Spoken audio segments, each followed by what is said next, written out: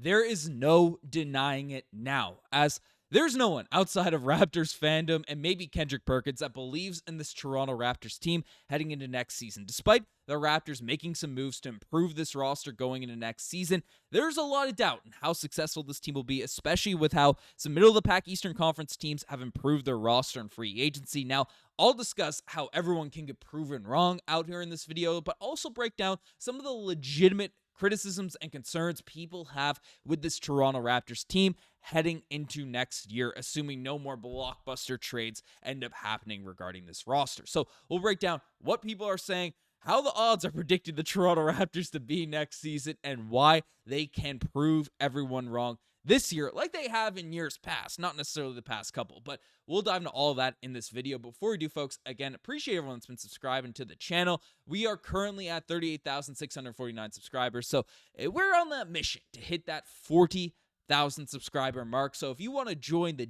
daily Toronto Raptors news updates, to join the community we are building here at Raptors Digest, make sure you guys hit that subscribe button so you don't miss a single thing that's going on with this Raptors team that I am very, very hopeful is about to prove everyone wrong. Now, what's all this coming from? What are the updates happening regarding this Toronto Raptors team? Well, first things first, there was a notable, Toronto Raptors hater, a class of haters that are constantly coming out there disrespect this Raptors team. I had some quotes. Now, I'm going to be open and candid. I love listening to Bill Simmons, Ryan Russillo podcasts. It's fun background noise, whatever. You don't always have to agree with their takes. It's fun to disagree with them and stuff, but they ripped into the Toronto Raptors, and specifically Ryan Russillo saying that they are the worst team in terms of their future and positioning moving into the future. And it's he gives some fair criticism, saying that I don't want to be Toronto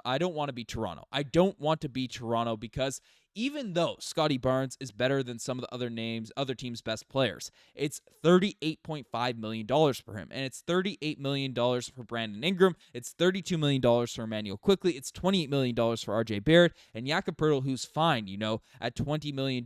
That's going to go up with the extension. Now, you want to argue last year that Ingram didn't play, RJ Barrett didn't crack 60 games, Poeltl didn't crack 60 games, Quickley only played 33, Scottie Barnes only played 65. That is what it is. And went on to say, I think there's some Scottie Barnes numbers that are going in the wrong direction in an alarming way, but I'm not ready to write him off like somebody who's going to now be like, hey, their best year was their second year, and now it's all downhill. So that doesn't seem entirely fair. So even though I like Scottie Barnes better, there's no moves here really for Toronto, and all of these players, other than RJ Barrett, are under contract for the next 3 years. So essentially his argument was that, no, the Toronto Raptors aren't going to be the worst team in basketball, aren't going to be the worst team in the league, but given the fact their contract situations has all these guys locked up on very, very long-term deals, they are just a tough team that's going to be, tough position to improve and take their team to the next level moving forward into the future. So that's Ryan Russillo's argument and discussion, and frankly, I saw a lot of criticisms. I think he,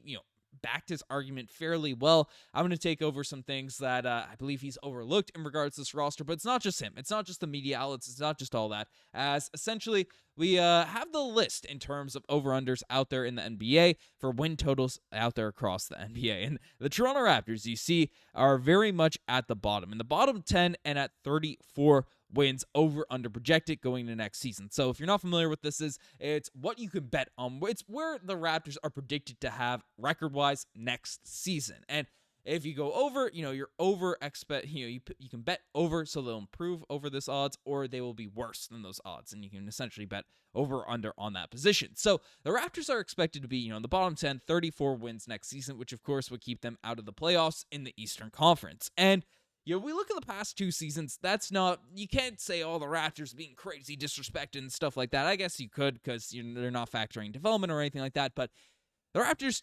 2023-24 season, 25 wins. Last season, 30 wins. It's tough to really, they're projecting a higher win total. Of course, bringing in Brandon Ingram and some of the moves does make that make sense, but it's not that dramatic of a win total that the Raptors would be very excited about. Frankly, I would view the season, unless we tank fully, that would be an extremely disappointing season if we end up with 34 wins, and essentially would validate what Ryan Russillo, Bill Simmons, and these guys are saying about this roster, because of course this team doesn't have an influx of draft picks coming in. We have our own draft pick next year, but we gave up the Indiana Pacers pick to acquire Brandon Ingram. We don't even have our second round pick next season as sent away. We do own the LA Lakers second round pick, but we look at our roster. We have a lot of guys tied under a lot of money, lots of long-term contracts, for this Toronto Raptors team moving forward in the future. And to be one of those mid-level Chicago Bulls levels teams moving into the future, it would be bad. It would be a bad position for this team. And there's no denying, that no one expects this team to overachieve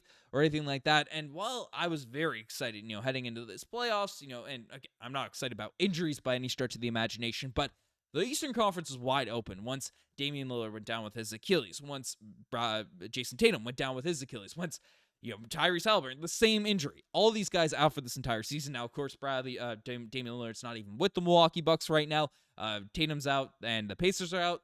Given how thin the Eastern Conference was in the first place, and then three of the top teams out there in the conference lose some of their best players, the Raptors had a golden opportunity to burst onto the scene and take a push out there in that Eastern Conference. But if we look at, some of the teams that were out there in the, standings picture, that were in the mix with the Toronto Raptors last season, the Atlanta Hawks, the Miami Heat, heck, even the Philadelphia 76ers are getting guys back healthy next year.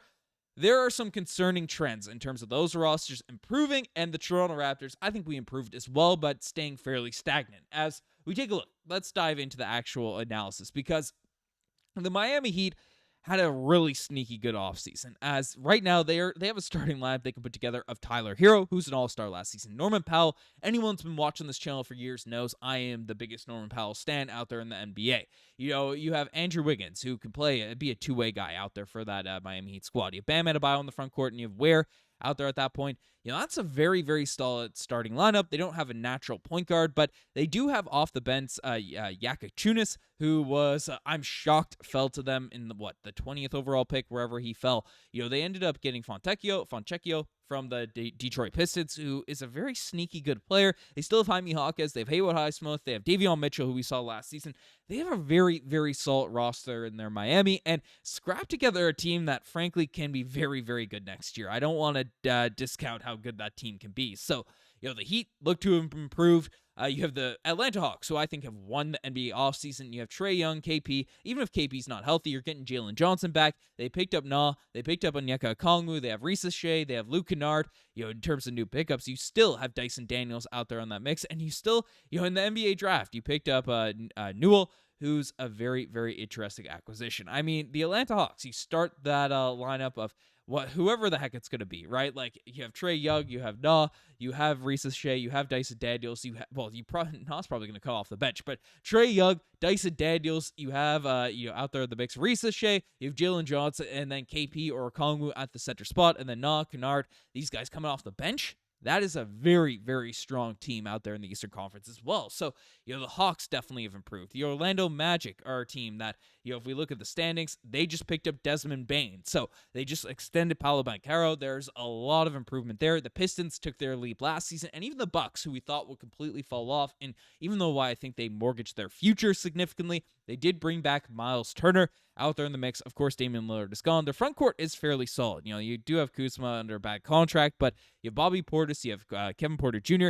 They were able to bring back Gary Trent Jr. They have Gary Harris, Taurean Prince, Jericho Sims. They just brought back Ryan Rollins. This is a team that is going to be very, very interesting in terms of what they can actually provide. And AJ Green knocks down threes at a high clip. Andre Jackson Jr. had some solid moments for them.